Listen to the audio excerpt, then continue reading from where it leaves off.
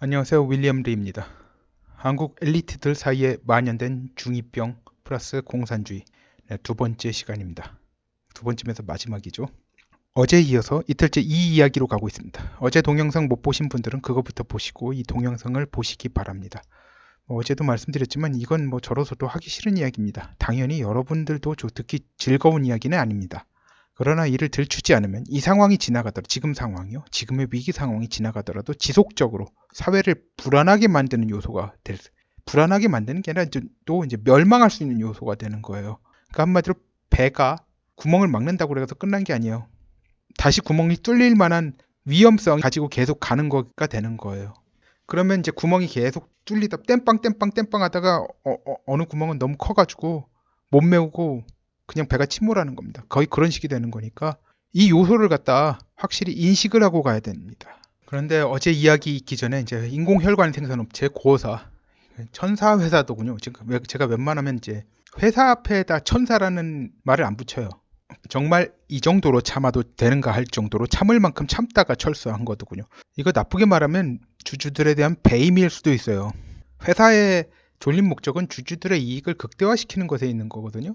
자기들이 갑질을 하더라도 한국 정부 당국이 받아들여야 될 상황이 받아들여도 될 수 있는 상황에서 오히려 한국 공무원들이 온갖 갑질을 했어요. 이 회사에 대해서. 그걸 참고 참다가 철수한 겁니다. 철수 전에 마지막 가격이 16만 원이었다네요. 같은 제품 미국에서 80만 원이었는데 말이죠. 미국 판매가의 20% 받으라고 강요한 겁니다. 그 20%를 깎아서 철수한 게 아니라요. 20%만 받아라고 해가지고 철수한 거예요. 정말 황당해요. 이거는 웬만한 카피약이 미국 가격의 4분의 1 정도 되는 걸로 알고 있어요. 이거 그거보다 더 심한 거잖아요. 더구나 카피약은 특허권이 끝난 거예요. 만료된 거예요. 그런 것들이 4분의 1이에요. 이건 이 회사 독점 판매 물건이에요. 그런데 그걸 갖다 5분의 1 받으라고 강요하다가 간 거예요. 근데 여기서 끝난 게 아니에요. 거기에다가 식약처에서 3년에 한 번씩 GMP 실사한다고 미국 본사 공장에 가서 진상을 부린 모양이더군요. 국제 갑질을 한 거예요. 이게 고사에서 배짱 튕길 수 있는데 오히려 한국 공무원들한테 갑질을 당한 거예요. 자, 보통 이런 대형 기업 중에서 이 정도의 인내를 보여주며 환자의 생명을 보살핀 경우는 매우 드물다 할 수 있습니다. 그런데 이제 한국의 언론과 그리고 대한의과대학 의학전문대학원 학생협회 그리고 연세대학교 의과대학 학생회는 이런 고호사를 환자 생명을 볼모로 이윤을 챙기려는 기업으로 호도했습니다. 이들이 이에 대해서 사과를 하지 않는다면 대단히 사악한 자들이라고 말할 수밖에 없습니다. 그리고 이 성명문에 대해서 이제 의대생들 전체 의견과는 거리가 멀다. 댓글에 이런 게 있어요. 모든 학생회들은 좌경화된 학생들의 전유물이라 말하는 분이 계신데 의대생 같아요. 그런데요, 그 선언문 자체가 보면은 의사들 역시 환자의 생명을 볼모로 돈을 버는 너절한 인간들이라 해석될 여지를 충분히 담고 있어요. 자, 이런 사람들 같은 과와 친구로 받아들이고 매일 얼굴을 대면하고 살 수 있는 거 보니까 앞으로 훌륭한 의노들이 되시겠네요. 참고로 의노는 현재 한국에서 의사의 처지가 노예와 다를 바 없다고 의사들 사이에 자조적으로 쓰이는 은어입니다. 근데 아직 이게 바닥이라고 생각하는데요. 더 밑에도 있어요. 자, 이런 식의 태도를 견지한다면 한국에서 의사들의 사회적, 경제적 지위가 지금보다 더 추락해도 동정의 여지는 하나도 없을 것 같습니다. 자기들이 미래를 망가뜨리는 사람들이 주변에 있는데 저기를 드러내지 않는 사람들은 미래가 망가져도 마땅한 겁니다. 공부를 아무리 열심히 하면 뭐합니까? 자기들이 노력을 무위로 만들 사람들이 주변에 있어도 방치하는데 이러는 주제에 한국이 부조리해서 의사들이 이런 대우를 받는다고 말하죠. 자기 권리는 자기가 찾아 먹는 겁니다. 한국에서 공부 잘하면 집에서 입에 다 떠먹여주는 분위기죠. 세상도 그런 줄 아십니까? 아니에요. 그리고 이제 연세의과대학교 학생회 거기에서 성명문 마지막에 의료가 산업이 아니라 복지라는 말이 뜬금없이 마지막에 나오죠. 그럼 이 문제는 더더욱 정부의 책임이지 고호사의 책임일 수 없습니다. 고호사가 한국인의 복지에 대해 책임이 있나요? 하다못해 퀄컴같이 회사가 초기에 성장하는데 한국 대기업들이 이제 고객으로서 역할을 한 것이 큰 작용을 했다. 이런 거라도 있으면 말을 않겠습니다. 만약 고호사가 한국인들의 생명을 생각해줘야 한다면 그 돈으로 미국인들 생명 생각해주면 세금 공제라도 받습니다. 한국인 생명이 미국인 생명보다 더 우선시해야 된다는 근거라도 있습니까? 자, 이런 논리는 웬만한 석구 사회 좌파들도 이해 못하는 논리예요. 그러니까 작년 11월 미국 중간선거에 당선된 알렉산드리아 오카시오 콜테스 같은 꼴통 좌파 아니면 이해가 안 되는 겁니다. 이 여자 지랄하는 통에 뉴욕주와 뉴욕시에 이제 고위 인사들이 엄청 공들여서 유치한 아마존 뉴욕시 본부 건립 계획이 취소되었습니다. 아마존 뉴욕 본부가 자기 지역구 옆으로 들어오면 부동산 가격이 상승하고 새로 개발되다 보면 뭐 기존의 낡은 건물들 대신 새 건물들이 들어서면 뭐 기존 주민들은 그 지역에서 밀려난다 뭐 그런 게 반대 이유였죠. 그리고 아마존에게 줄 세제 특혜가 있으면 그 돈 가지고 주민들에게 나눠주는 게 낫다 이런 식이었어요. 근데 그게요, 그 세제 혜택이라고 하는 게 돈을 주는 게 아니에요. 그만큼 봐준다는 거예요.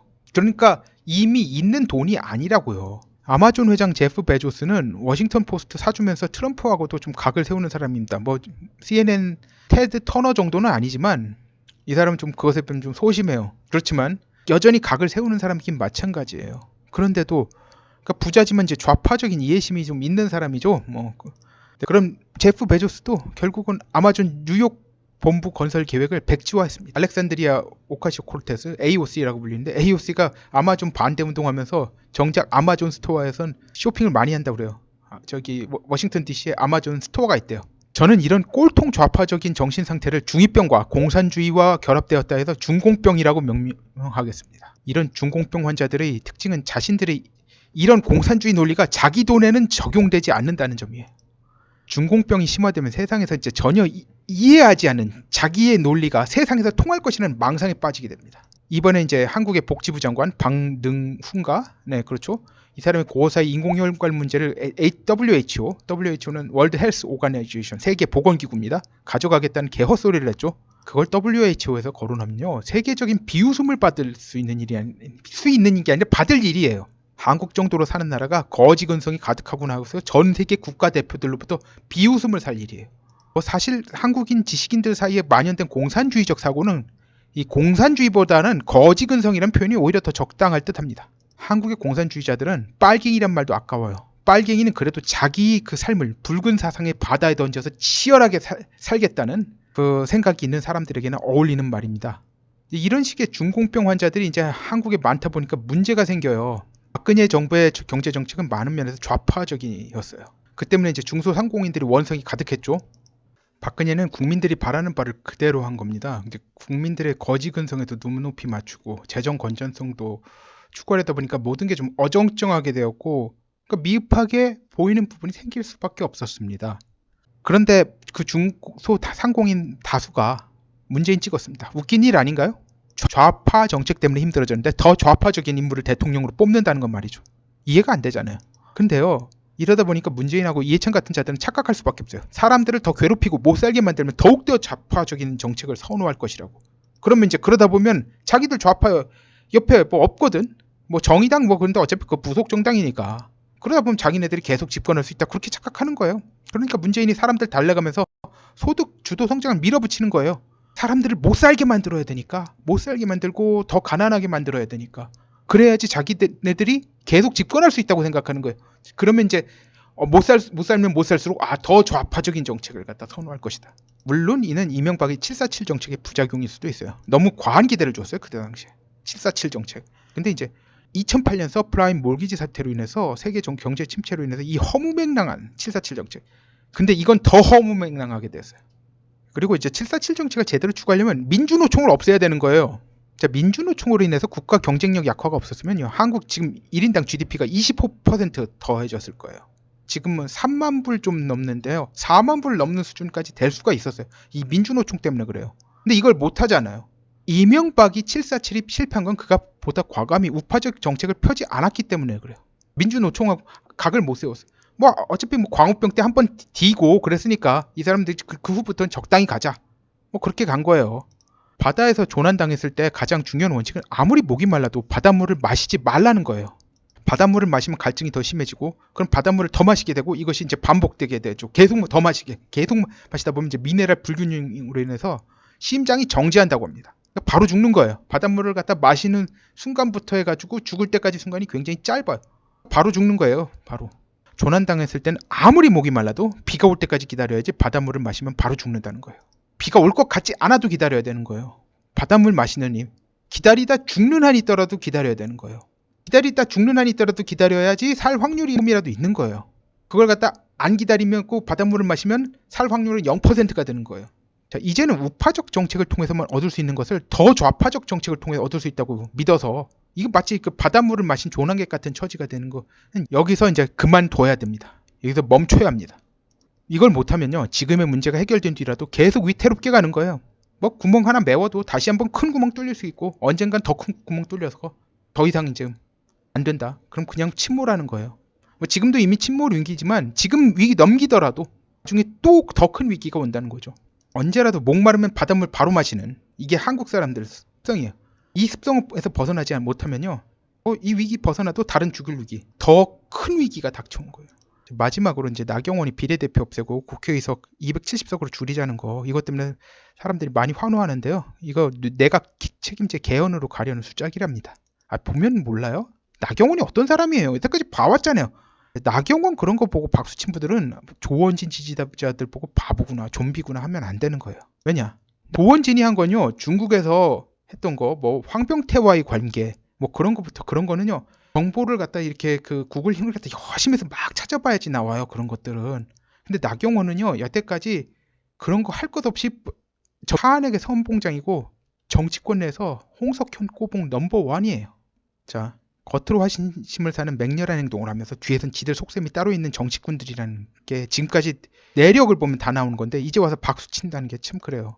나경원, 조선일보, 조원진, 김무성 이들 다 알고 보면 한편이고 중국 공산당 영향권 아닙니다. 황교안 역시 지금 이 영향권 아니죠. 홍석현 손바닥 위에요.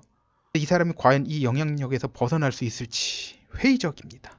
하는 꼴 보면 지금 아직까지는 지금 말해서 기대를 갖지 못하게 만든 게 있어요. 뭐 자한당 최고위원회의에서 뭐 중국 동문지 문제에 대해 중국에 강력 항의하고 뭐라고 뭐 말들 풀어냈어요. 거기서 끝이에요. 거기서 한 다음에 후속 조치가 없어요. 조원진도 그 얘기는 했어요. 중국에 대해서 항의하자. 최고위원회의에서. 그리고 근데 왜 이 문제는 문재인을 공격할 수 있는 거리인데 황교안이나 조원진이나 그거 하지 않아요. 둘 다 같은 가이드라인을 준수하는 것 같다는 느낌입니다. 오늘은 여기까지 하겠습니다. 감사합니다. 구독, 알림벨, 공유 부탁드립니다.